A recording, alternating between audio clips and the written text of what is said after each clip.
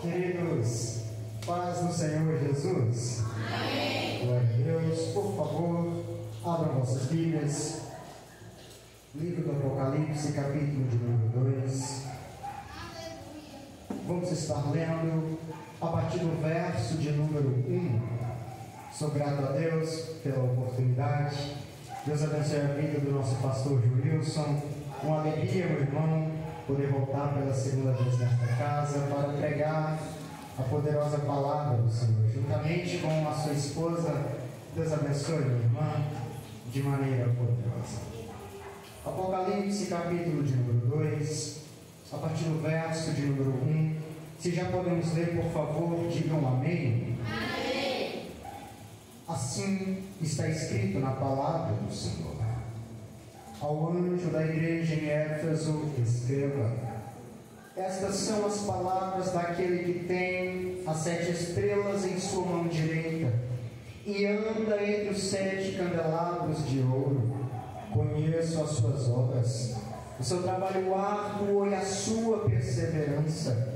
Sei que você não pode tolerar homens maus, que pôs à prova os que dizem ser apóstolos, mas não são, e descobriu que eles eram impostores.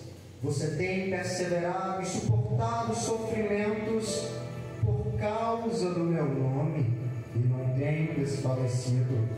Contra você, porém, tenho isto: você abandonou o seu primeiro amor.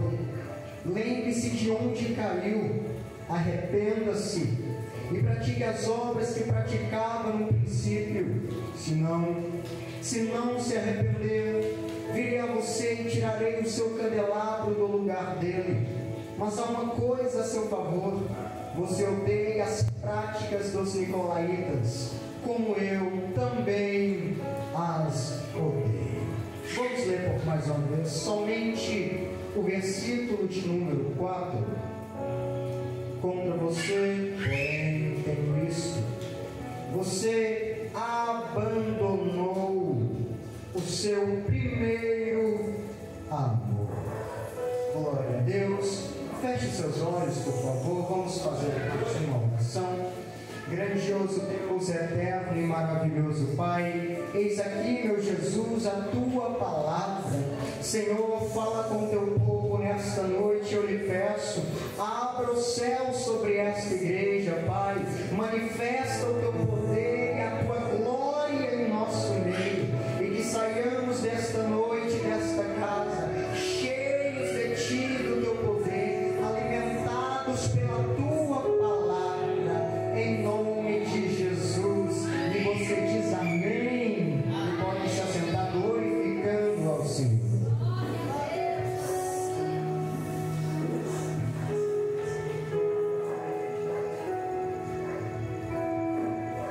Glória a Deus. Queridos,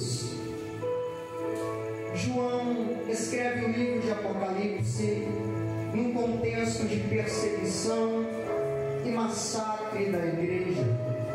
Os cristãos estavam sendo torturados, entregues vivos para serem comidos, rasgados por leões. Outros estavam sendo crucificados e queimados para iluminar os jardins do imperador Nero. Nesse contexto de perseguição,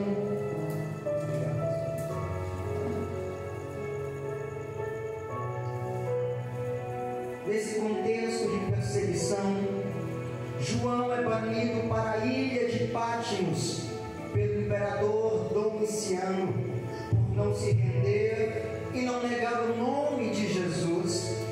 A ilha de Patmos, sendo uma colônia penal romana, ali se exilavam prisioneiros políticos que perdiam totalmente os seus direitos, sendo obrigados a um trabalho árduo nas minas daquela ilha. João é exilado por causa do testemunho de Jesus, possivelmente por testemunhar o senhorio de Cristo, num tempo em que o imperador Domiciano colocava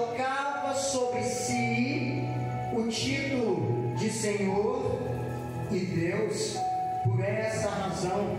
Os cristãos não podiam pregar o senhorio de Cristo, não poderiam pregar o Deus verdadeiro, porque havia um imperador que se intitulava o Senhor e o Deus, sendo João exilado por não negar o senhorio de Jesus. Mas Deus é especialista em transformar tragédia em triunfo, pois ao mesmo tempo que João fisicamente estava na ilha de Pátimos, o seu espírito também estava diante do trono de Deus para receber as revelações que em breve haveria de acontecer, no tempo em que a igreja estava sendo massacrada e pisada, perseguida e torturada.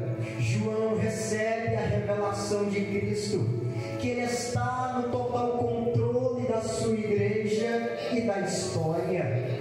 João recebe a revelação que a igreja está na palma das mãos do Cristo ressuscitado.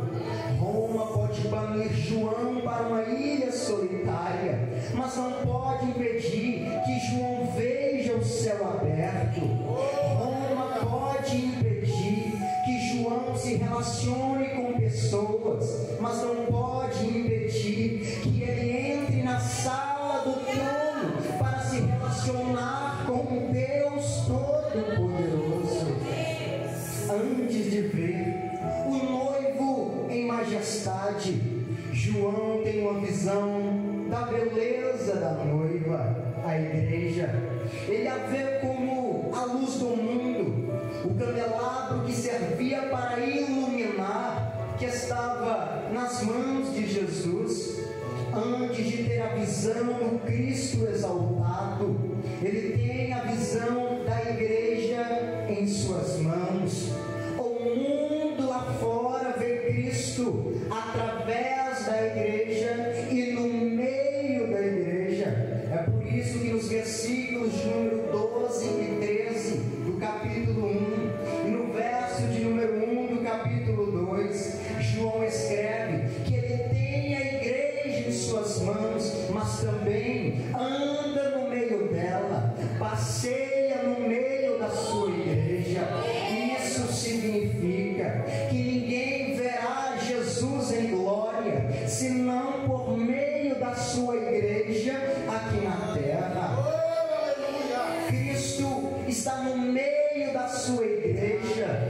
A salvação é por meio de Jesus, mas ninguém poderá ser salvo sem fazer parte da igreja, que é a noiva do Cordeiro. Jesus se revela a João como aquele que valoriza tanto a sua igreja, mas principalmente o amor dela por ele, que ele se dá a conhecê-la no meio dela, de dentro. Ele passeia no meio e não por parte de fora. Ele sonda a sua igreja, pois os seus olhos são como chama de fogo. Para a primeira igreja da Ásia, Éfeso, que havia perdido o seu primeiro amor, Jesus se apresenta como aquele que anda no meio da igreja, segurando a liderança em suas mãos, como seu pastor superior. Ele está dizendo: eu vejo tudo e conheço tudo, vejo a fidelidade na doutrina, vejo o trabalho árduo de vocês, mas falta amor na prática do cristianismo, falta amor naquilo que vocês fazem dentro da minha casa. Jesus está no meio da sua igreja, assondando, sendo esse o ponto principal para que João escrevesse as 7 igrejas que estavam espalhadas pela Ásia, a saber, a igreja de Éfeso, a igreja de Esmirnia, a igreja de Pérgamo, Tiatira, Sardes, Filadélfia e Laodiceia. As cartas que a elas foram enviadas eram baseadas em elogios, correção, reprovação e promessas, sendo a igreja como representante de Cristo na terra.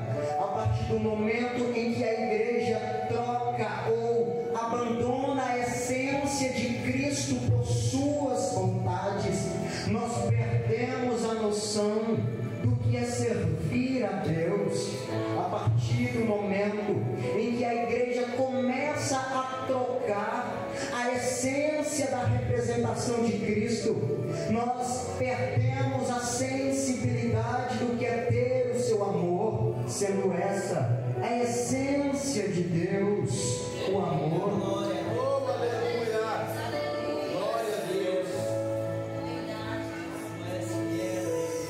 João é exilado para a ilha de Patmos por volta do ano 95 depois de Cristo, e entre 1 a 1 ano e meio depois, João é libertado pelo imperador Nerva, sucessor de Domiciano.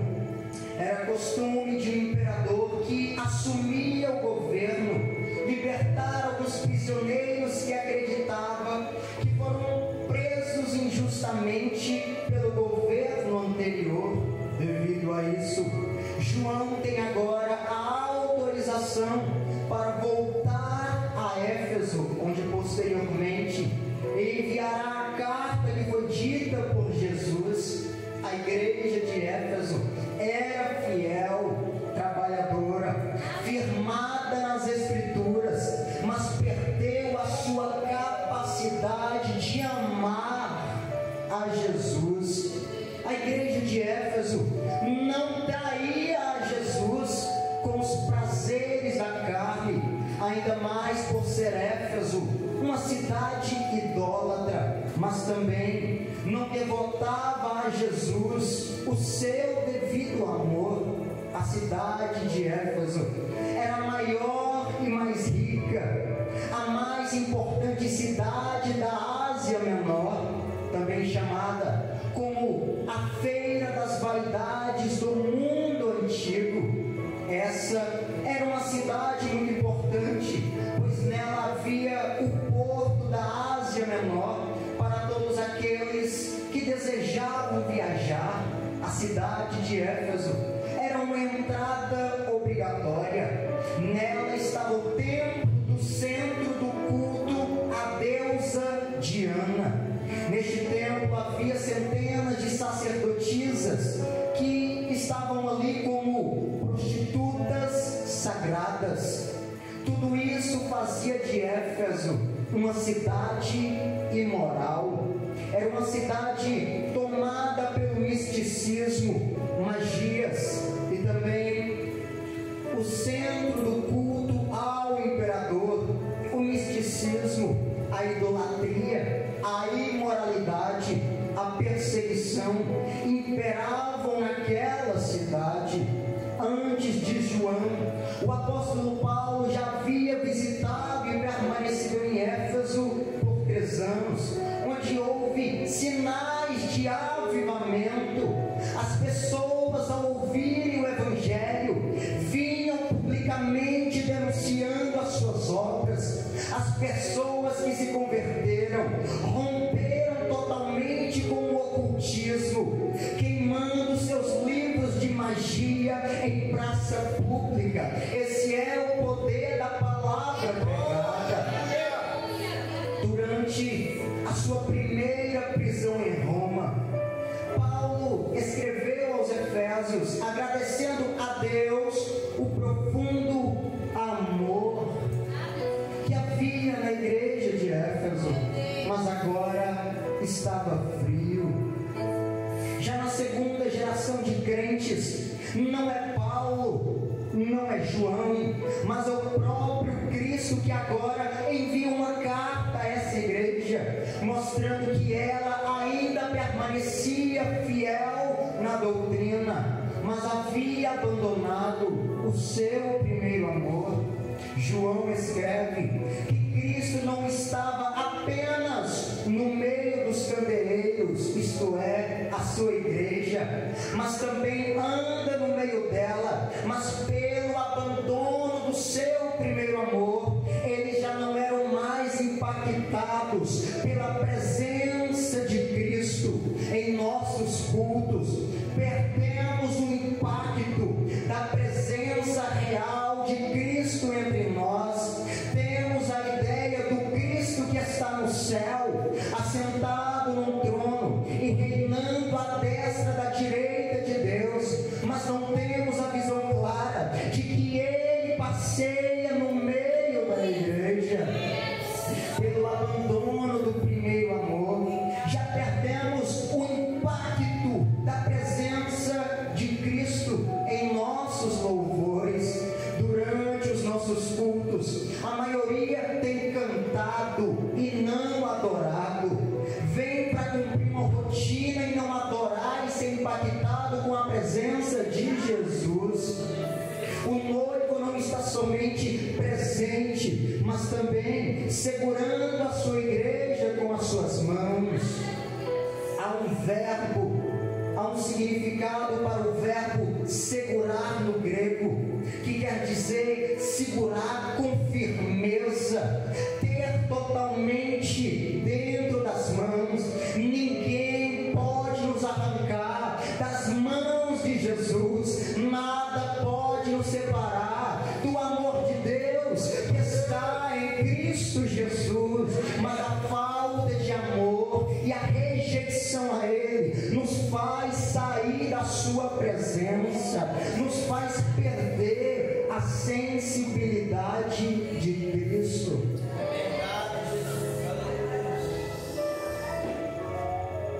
Do que adianta trabalhar se não tiver amor? Do que adianta servir se não tiver amor? Do que adianta dizimar, ofertar, cantar, pregar, ministrar, se eu não tiver amor a Deus? Na carta aos Efésios, Jesus destaca 3 grandes virtudes dessa igreja. Em primeiro lugar, era uma igreja fiel na doutrina, mesmo cercada por perseguição e atacada constantemente por heresias. A igreja de Éfeso permaneceu firme na palavra, contra todas as ondas de novidade que surgiam. Jesus já havia os alertado sobre o perigo dos lobos com pele de cordeiro, no capítulo 7 de Mateus. No capítulo 20 de Atos, Paulo já havia avisado aos presbíteros da igreja de Éfeso que no meio deles lobos se levantariam, falando coisas pervertidas para arrastar atrás de si os discípulos. E agora, esses lobos haviam chegado. O apóstolo João fala da necessidade de provar os espíritos, porque há muitos falsos profetas. Percebemos que a igreja de Éfeso enfrentava grandes tempestades ao seu redor, mas ainda assim permanecia firme na palavra. A igreja odiava as obras dos nicolaítas, sendo esses descritos pelos pais da igreja como imorais, perdidos e desregrados. Acredita-se que os nicolaítas eram seguidores de Nicolau de Antioquia. Quem é esse? Um dos que foram escolhidos a dedo pelos apóstolos como assistentes. No capítulo 6, versículo 5 de Atos. Pessoas essas que foram escolhidas juntamente com Estevão, homem cheio do Espírito Santo. Porém, ao passar do tempo, Nicolau teria abandonado a sua fé e iniciado uma seita gnóstica, sendo os seus discípulos conhecidos como os nicolaítas, tendo as suas obras abomináveis aos olhos de Deus.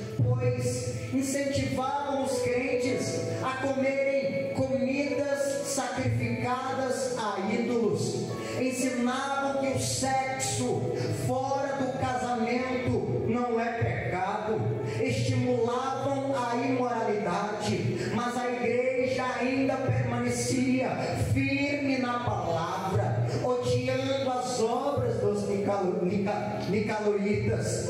Podemos concordar que é o modelo perfeito de igreja, ainda mais com o segundo elogio à igreja de Éfeso, sendo uma igreja comprometida com a obra de Deus. Não era somente teórica, mas tinha ação. O significado no grego da palavra obra descreve um trabalho que nos faz suar, um trabalho duro e exaustivo que nos deixa cansados. Havia um total envolvimento com a obra, os crentes eram engajados, toda a congregação se envolvia, teria de tudo para ser o modelo de uma igreja perfeita, ainda mais com o terceiro elogio de Cristo para a igreja de Éfeso, sendo ela perseverante nas tribulações. Irmão, era a igreja perfeita, mas ser crente em Éfeso não era popular, pois ali ficava um dos maiores centros de culto ao imperador. Muitos crentes estavam sendo perseguidos e até mortos por não se dobrarem diante do imperador. Outros estavam sendo perseguidos por não adorarem a deusa Diana dos Efésios. Ainda outros estavam sendo seduzidos a cair nos ensinos dos falsos apóstolos, mas ainda assim a igreja de Éfeso estava pronta a enfrentar todas as obras por causa do nome de Jesus. Não havia esmorecimento, diferente dos crentes de hoje que querem coroa sem a cruz, desiste quando é perseguido, provado e seduzido, quer riqueza sem trabalho, salvação sem conversão, bênção de Deus sem o Deus que dá a bênção.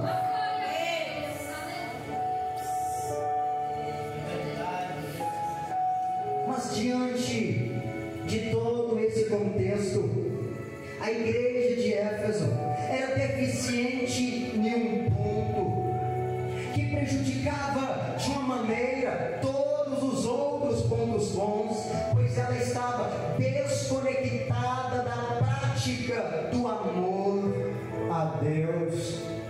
Abandonamos o nosso primeiro amor quando substituímos o amor a Jesus pelos meus desejos ou pelo trabalho em sua casa, motivados por uma rotina a se cumprir.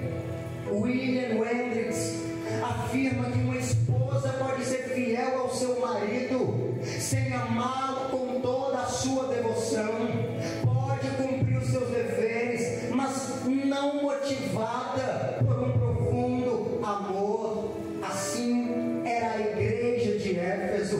A igreja é a noiva de Cristo, ele se deleita nela e a está preparando para o banquete de núpcias, para a festa das bodas do Cordeiro. A noiva de Cristo, entretanto, abandonou seu primeiro amor. E a quem dera se todos guardassem no coração isso que eu vou falar agora. Se segundo o Evangelho escrito por João, no capítulo 13, verso 34 e 35, o amor é a marca do discípulo verdadeiro.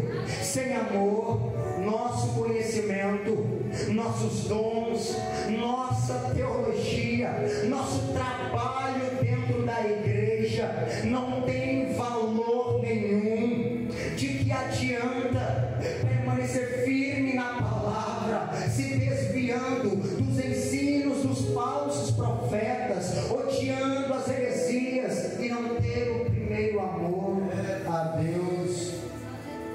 Jesus está mais interessado em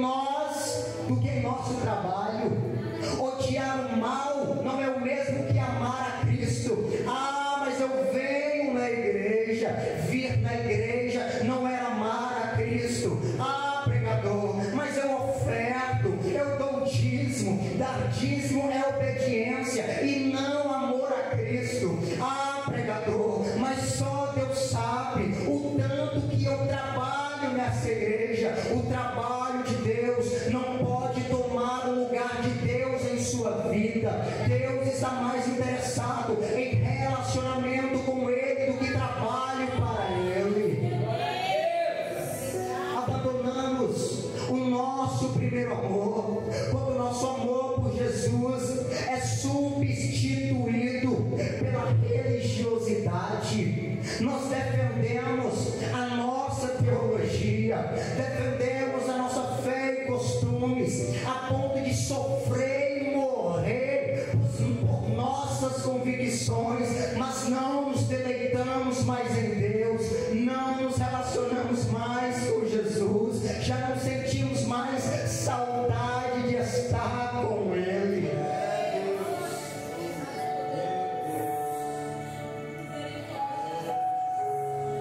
Os fariseus eram zelosos das coisas de Deus, eram comprometidos, participavam dos ritos sagrados, mas o coração estava seco, não tinha o primeiro amor. O amor esfria quando o nosso conhecimento teológico, quando o nosso conhecimento das Escrituras não nos movem a nos achegarmos mais a Deus. Tem gente que conhece muito a respeito de Deus, mas não deseja ter comunhão com Ele, que é o título sem o Deus que chama para exercer o título que tem.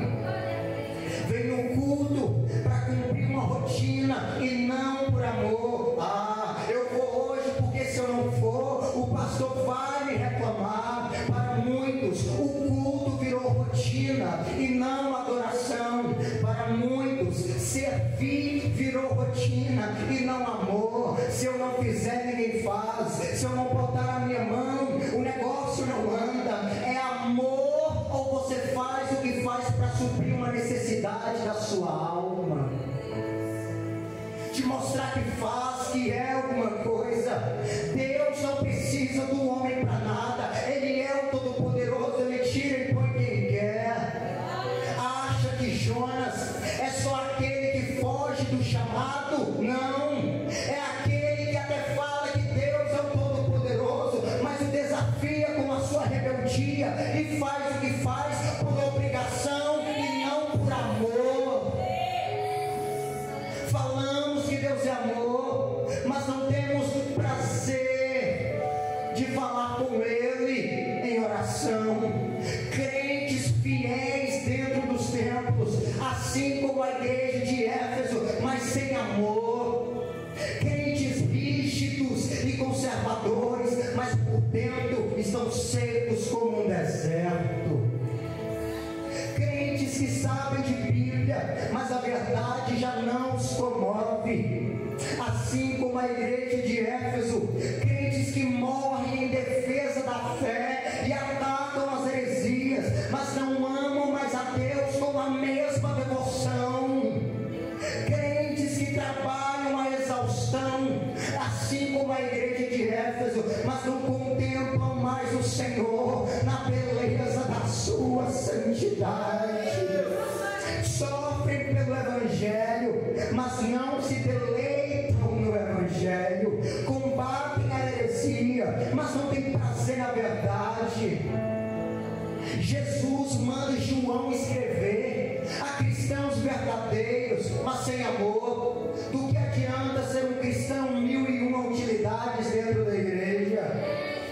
A igreja de Éfeso tinha doutrina, mas não tinha amor.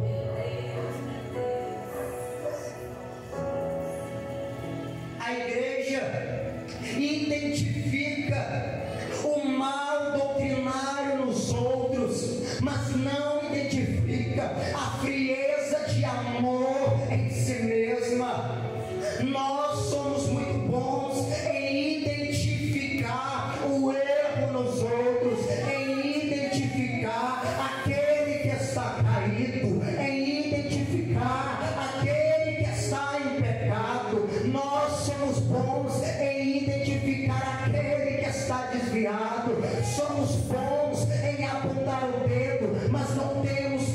incapacidade e vergonha na cara de olhar a nossa própria frieza espiritual. O Warren Wiersbe, comentarista da Bíblia Sagrada, diz que a igreja de Éfeso estava tão ocupada com a separação do mundo que se esqueceu da adoração a Deus. A igreja de Éfeso era daquela igreja que diz: não, aqui nós somos crentes de verdade, aqui nós combatemos as heresias, aqui o crente não pode andar em pecado, aqui todo mundo tem que trabalhar. Mas cadê o primeiro amor a Deus?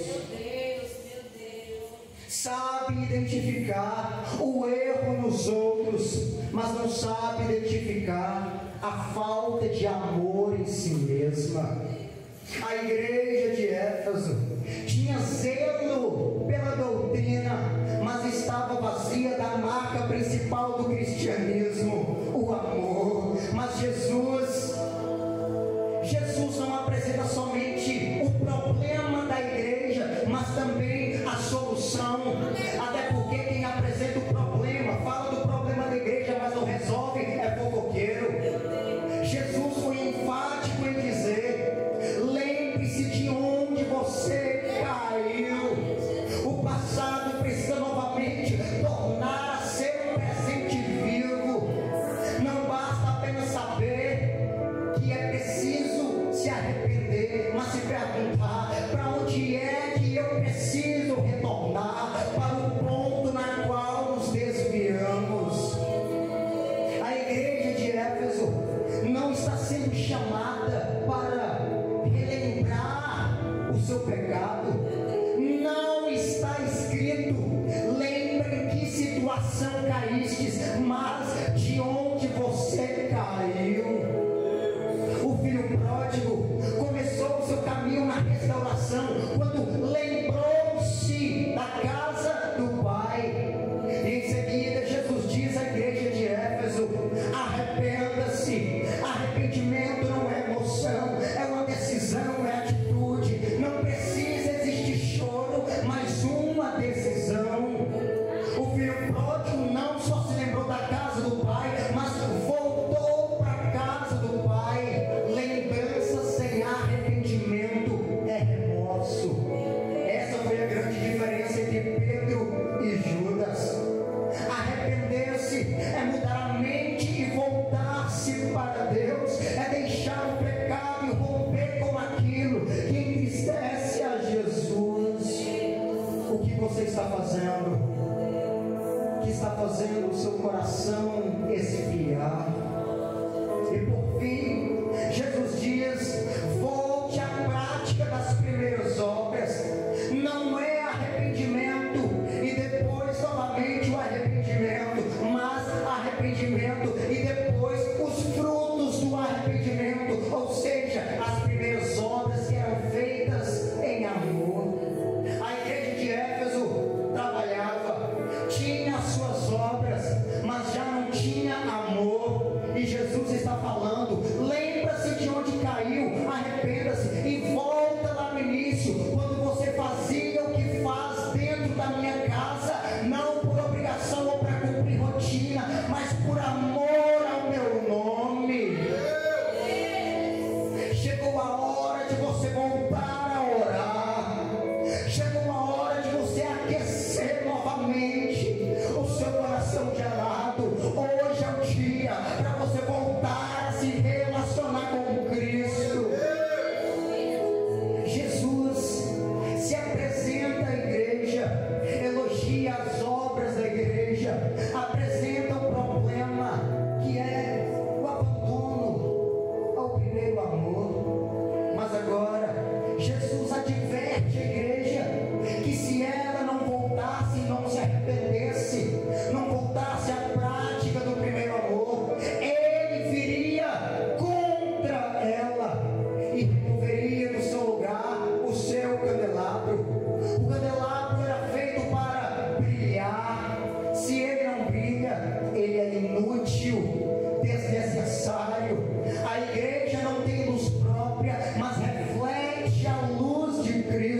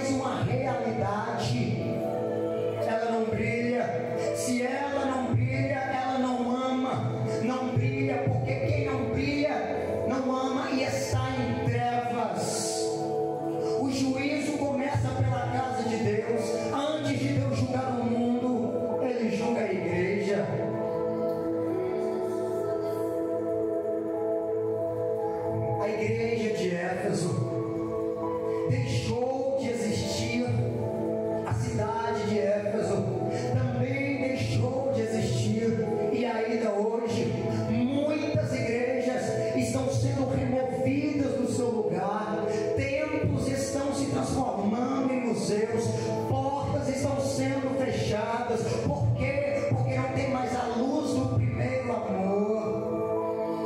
Portas estão sendo fechadas. Paulo disse na primeira carta aos Coríntios, capítulo 13, verso 1 a 3: ainda que eu tenha o dom de profetizar, conheça todos os mistérios e a ciência, ainda que eu tenha a tamanha fé ao ponto de transportar os montes, se eu não tiver amor, nada serei. Em suas últimas palavras a Éfeso, o noivo diz: aquele que tem ouvidos, ouça o que o Espírito diz às igrejas, porque ao vencedor darei o direito de comer da árvore da vida que está no paraíso de Deus. A árvore da vida fala da vida eterna. Vida eterna é conhecer a Deus, e Deus é amor. Viver no paraíso é desfrutar algo em comunhão com Deus. O céu só é céu porque lá está Deus e Ele é amor. Lá nós vamos desfrutar desse amor pleno e abundante do nosso noivo. Mas para isso eu vivo em desprezo para com Ele, ou em amor para com Deus. Fique de pé.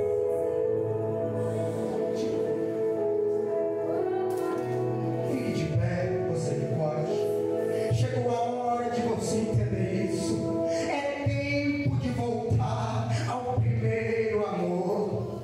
É tempo de voltar a se relacionar com Deus. Por favor, levante a sua mão. Levante uma de suas mãos e diga assim comigo: eu quero voltar ao primeiro amor. Ao primeiro amor. Eu quero voltar a Deus. Levante sua mão, diga por mais uma vez: eu quero voltar ao primeiro amor. Ao primeiro amor. Eu quero voltar a Deus. Eu te amo mais que a abelha ama a flor.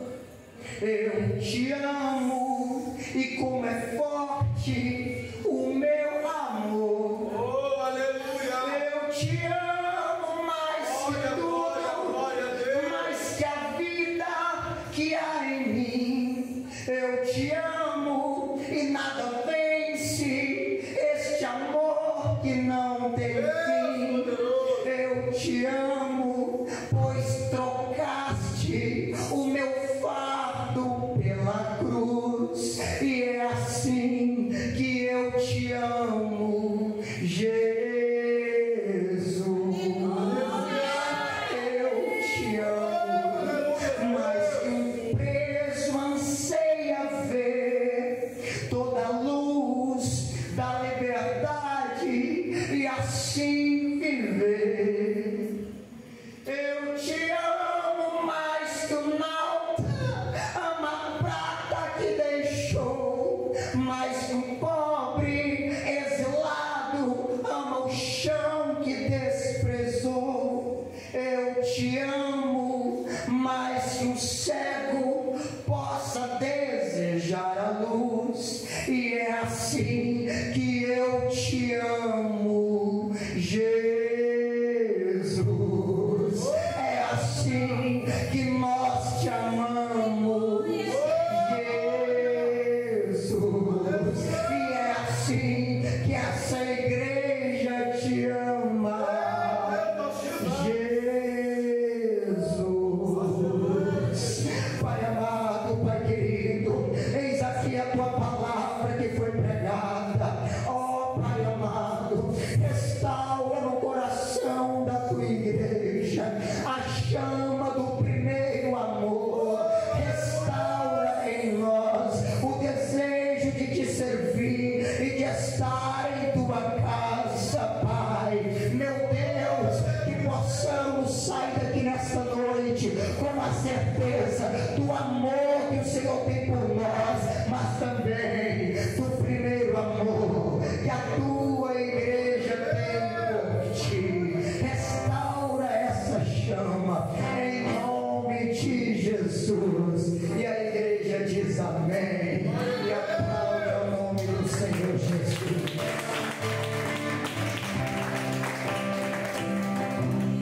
Glória a Deus.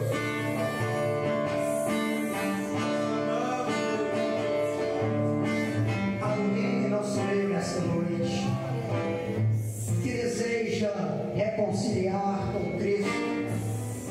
Porventura você afastou dos caminhos do Senhor, mas quer sair daqui hoje renovado por Ele, cheio do poder e do amor de Cristo. Apenas dê um sinal com a sua mão que eu quero orar por você. Amém. Glória a Deus. Eu agradeço a oportunidade.